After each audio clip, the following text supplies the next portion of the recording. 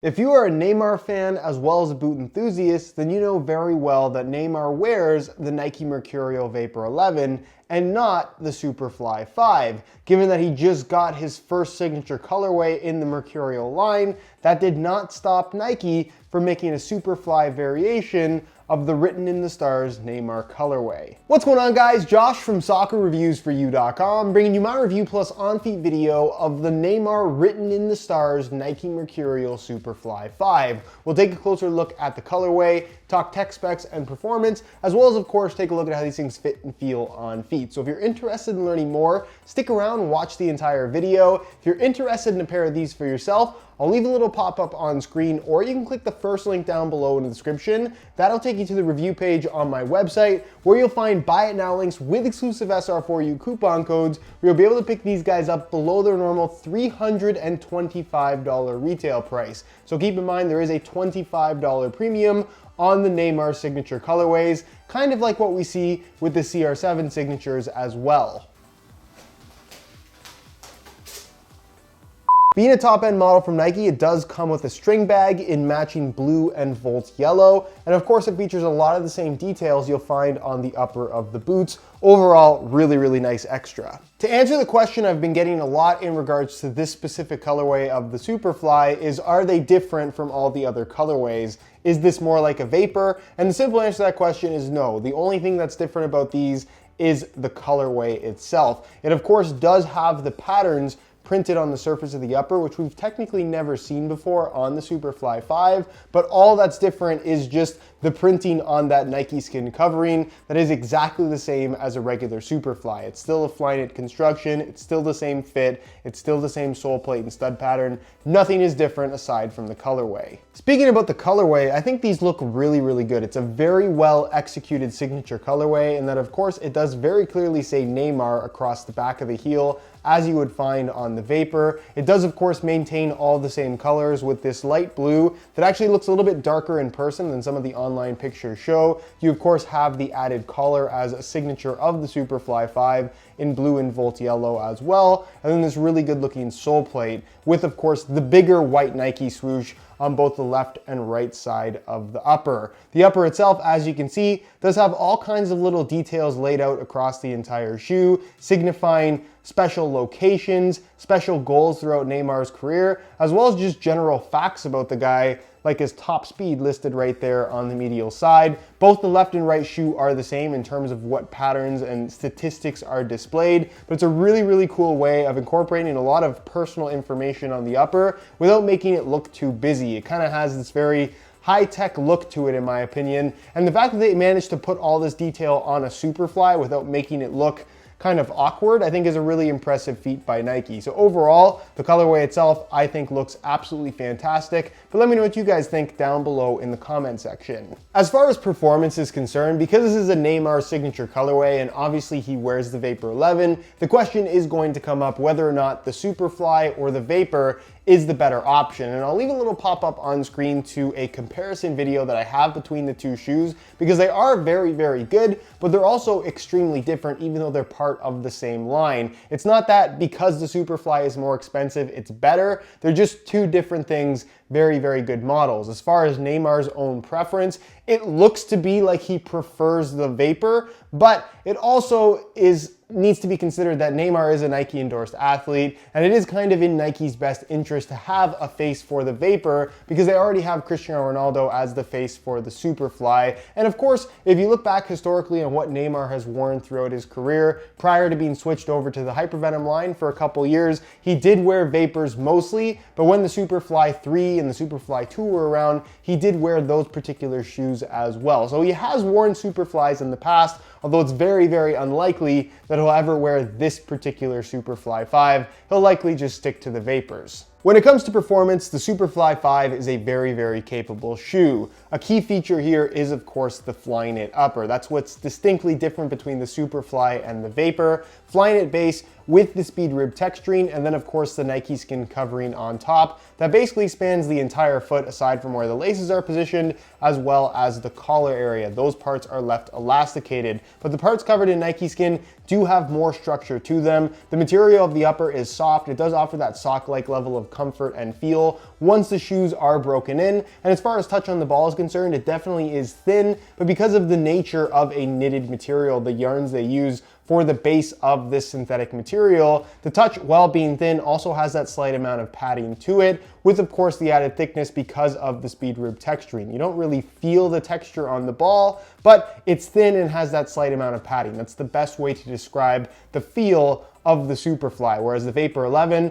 as kind of a comparison, is much more raw, much more thin, much more of a true barefoot sensation, I would say. You're also gonna find on the upper ACC All Conditions Control, a feature that you'll find with all the top end models from Nike, your wet control element, which I honestly don't think it has much to do with anything in regards to overall performance, and then incorporated into the speed rib texturing, going from the base of the sole into the lacing system, it's kind of hidden, are the fly wire cables. So when you tie the laces tight, it pulls on those cables, adds a lot of structure to the midfoot and forefoot area of the shoe, really doing its job to lock your foot in place when the laces are pulled tight and securely fastened, giving the shoe a very, very responsive feel, despite feeling quite soft and sock-like on your feet in terms of just how it moves with the bend of your foot, which is really, really nice. So responsive, lightweight, tight fitting, that's kind of what the Superfly and really high-end Mercurials are all about. Laces run through the middle, as you can see, elasticated Flyknit running through the lacing system as well. And then of course, being a Superfly, unlike the Vapor of course, this is a mid-cut shoe. So you do get the dynamic fit collar, which is fully elasticated Flyknit. A lot of people think this adds some kind of ankle support or has some kind of performance benefit. That is not necessarily the case at all. It just kind of changes the look of the shoe, as well as the fit in the heel, which I personally do not think is as comfortable out of the box than what you'll find from the Vapor 11. So that's something that you do need to get used to, but we'll talk about that a little bit more during the on-feet portion of the video. You do have an internal plastic heel counter. Internally, there is a smooth synthetic leather liner that's very difficult for me to show you guys, but it is in fact down there. The insole is fully removable. I'll pull that out for you guys in real time. You can see it does have the Neymar branding, so in that regard it is a little bit different. Is this a Nike grip liner? Because obviously we don't see the branding. Really difficult to say, although the Nike grip liners usually don't really feel like anything special anyways. So if it's not technically Nike grip, don't feel like you're missing out on anything. And then the actual insole itself is a nice Ortholite material, relatively thin, but considering how thin it is, it actually feels pretty good in terms of overall underfoot cushioning. You'll also notice that the insole is not completely flat. That gives you a little bit of an idea as to how much curvature there is, especially in the forefoot area to the base of this Nike plate sole plate, which is again a signature of the top end Mercurials, exactly the same like you'll find on the Vapor 11 as well. So basically this sole plate, because of its special construction method that uses only one single piece of material, it's not completely flat. It has a little bit of kind of dips in the bottom of it, mainly in the forefoot, a little bit in the heel, that helps to lock your foot in place. So instead of having your foot sit on top of a flat surface where it can slide from side to side, it's sitting into the sole plate ever so slightly, so it's not gonna have that chance to move. This gives you a very connected sensation to the shoe. You sit very, very close to the bottom of the studs. It's actually quite comfortable. It feels a little bit strange the first time you wear them, but you get used to it very, very quickly. And again, the fact that you're not sliding around on the base of the sole plate, along with the very tight fit you get as a signature of the Mercurial line, just makes for a very responsive sensation from the shoes. The Superfly and the Vapor, in my opinion, are the two most responsive shoes you can buy right now. As to which one is more responsive, it's really difficult to say. I might give the edge to the Vapor, but the Superfly is definitely not far off. The sole plate itself, decent flexibility to it in the forefoot, which is nice. Not much break-in time required, I would say, in regards to the shoes feeling overly stiff in that area of the foot. And then of course you have the firm ground stud pattern, which features the chevron style bladed studs in both the forefoot and heel area. Very aggressive, fairly long as well, and basically it's the most aggressive stud pattern on the market right now, in my opinion.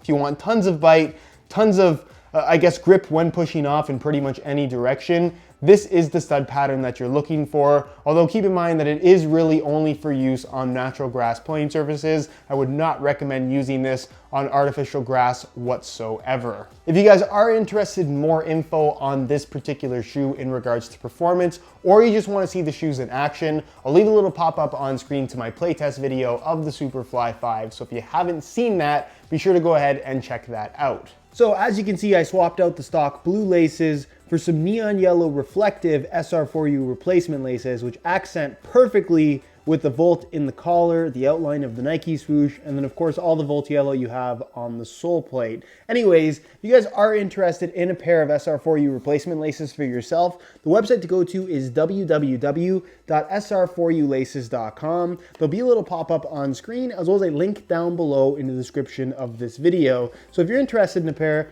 be sure to go ahead and check that out. On feet, the Superfly 5 is a relatively comfortable shoe out of the box. The way the shoe wraps your foot is really nice. The Flyknit upper feels really, really good as well. The sole plate doesn't feel overly stiff. The bottom, because it is slightly anatomically shaped, feels a little bit strange, but you get used to that very, very quickly. The collar, if you've never worn a collar before, you'll notice it for the first... If you've never worn a mid-cut shoe from Nike before, you'll notice the collar for about 20 minutes, but then you stop noticing it entirely. Really, the only thing that's going to take some break-in time with this shoe is the fit in the heel, which is not uncommon for pretty much any of the mid-cut shoes from Nike. It's the one thing that a lot of people do struggle with. You can get blisters if you let that happen, but as long as you take your time with the break-in process and don't wear them straight into a game or something like that, you should be good to go. Basically, the advice here is don't wear them until they hurt so much that you can't wear them anymore, because at that point you will have blisters. If you wear them to where they start to feel a little bit uncomfortable and then take them off, maybe swap on your old shoes, that's the best way to break them in. Continue that process until they feel comfortable for the whole 2-hour session. As far as the fit is concerned, it is a top-end Mercurial, so it does have a very, very tight wrap around your foot. Pretty much no extra space on the inside of the shoe whatsoever. And as far as tight-fitting footwear is concerned, top-end Mercurials do that better than pretty much any other model, in my opinion.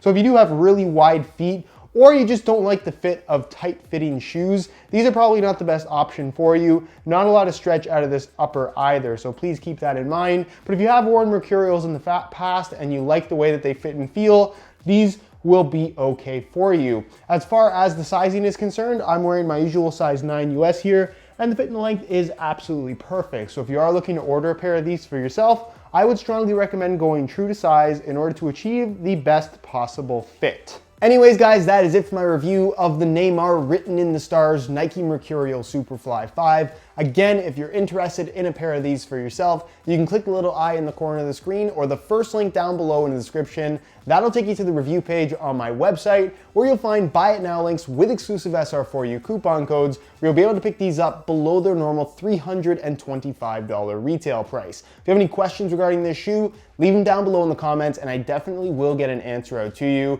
If you enjoyed today's video, found it helpful and informative, be sure to support it with a like. Subscribe if you haven't already for daily videos on all the latest and greatest soccer gear. You can find all of my social media information linked down below in the description as well. And other than that, guys, hope you enjoyed today's video, and as always, thanks for watching.